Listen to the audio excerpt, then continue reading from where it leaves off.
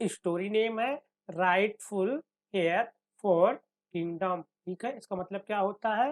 राज्य के लिए उचित उत्तराधिकारी। ऐसे ही स्टोरी आज हम पढ़कर आपको बताएंगे, उसकी वर्ड मीनिंग क्या है सब हम आपको उसकी हिंदी के साथ बताएंगे। वीडियो हमारे साथ बने रहिए। आइए स्टार्ट करते हैं। Once there was king who had three son. एक बार एक राजा के तीन पुत्र थे। इसका मतलब क्या होता है? वंस मीन्स एक बार एक राजा के तीन पुत्र थे। King was getting old. इसका मतलब क्या होता है? राजा बूढ़ा हो रहा था। ठीक है। And he knew that time has come. उसे पता था कि समय आ गया। ठीक है। When he should decide. उसे निर्णय लेना चाहिए। विच सन विल सक्सेड हिज थ्रोन। कि कौन सा बेटा, थ्रोन में सिंहासन, ठीक है, कौन सा बेटा सिंहासन के लायक है। आफ्टर हिम, उसके बाद। आगे देखिए। He wanted to give. ठीक है। He wanted to give his throne his son. वह अपना सिंहासन देना चाहता था अपने बेटे के हाथों में। Who can handle. ठीक है, जो देख सके। हिज किंगडम, उसका राज बिजली। ठीक है, बुद्धिमानी से, जो उसका राज बुद्धिमानी से दे सके, उसी के हाथों में वो अपना सिंहासन देना चाहता था। आगे देखिए। किंग कॉल्ड हिज थ्री सन। ठीक है, किंग ने अपने तीनों बेटों को बुलाया। एंड मीन्स और सैड मीन्स कहा। आई विल गिव यू, मैं तुम्हें दूंगा। ईच 100 bucks, मतलब कि 100 रुपए। एंड एन एम्प्टी रूम, और एक खाली कमरा। ठीक है, उसने कहा मैं तुम्हें 100 रुपए दूंगा और एक खाली कमरा दूंगा। ठीक है। After week I will check each room. एक हफ्ते बाद मैं सभी कमरे को चेक करूंगा। ठीक है, ऐसा उसने बोला। Bill become my successor. इसका मतलब क्या होता है? कि वही मेरा उत्तराधिकारी बनेगा, जिसका कमरा सबसे ज्यादा भरा रहेगा। ठीक है। ऑल ऑफ देम एग्रीड, सारे सहमत हो गए। इल्डेस्ट सन थॉट। ठीक है, बड़े बेटे ने सोचा।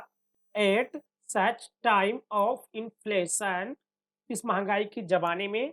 ठीक है। How can someone. ठीक है, कोई कैसे फिल आ होल रूम, कोई कैसे पूरा कमरा भर सकता है। विथ समथिंग, किसी चीज से। ठीक है। With such a less amount, इतने कम पैसे से कोई कैसे कमरा भर सकता है। He was not. ठीक है, he was not able to think, वो सोच नहीं पा रहा था। ऑफ एनीथिंग, कुछ भी। सो ही डिसाइडेड, उसने निर्णय लिया। ठीक है। दैट मीन्स की ही विल प्ले गैम्बल, वह जुआ खेलेगा। दैट मनी, वह मनी मतलब कि वह पैसा। एंड मेक मोर मनी, और ज्यादा पैसा बनाएगा। सो मीन्स, तो that he can have enough money, उसके पास पर्याप्त पैसा हो जाएगा।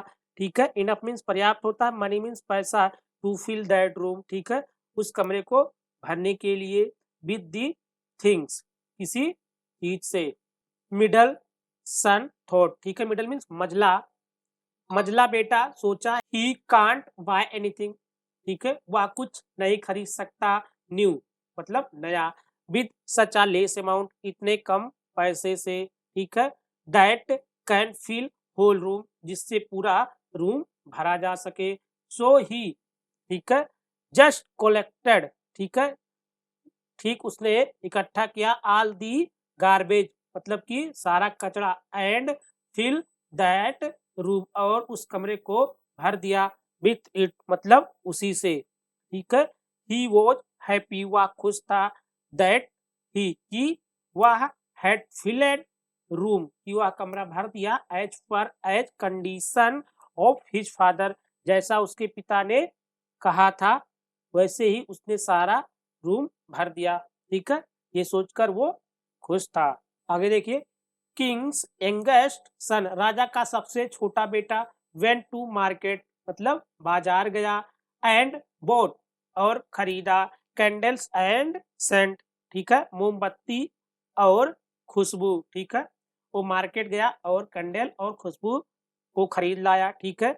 आफ्टर 1 वीक, ठीक है, एक हफ्ते बाद राजा वेंट टू ईच सन, राजा सभी बेटों के पास गए एक हफ्ते बाद।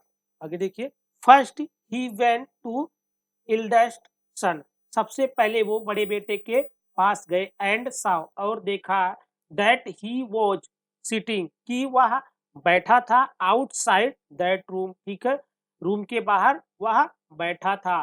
किंग आस्क्ड हिम, राजा ने उससे पूछा, why are you sitting outside room like this, तुम क्यों बाहर बैठे हो रूम के इस तरह, लाइक दिस मतलब इस तरह।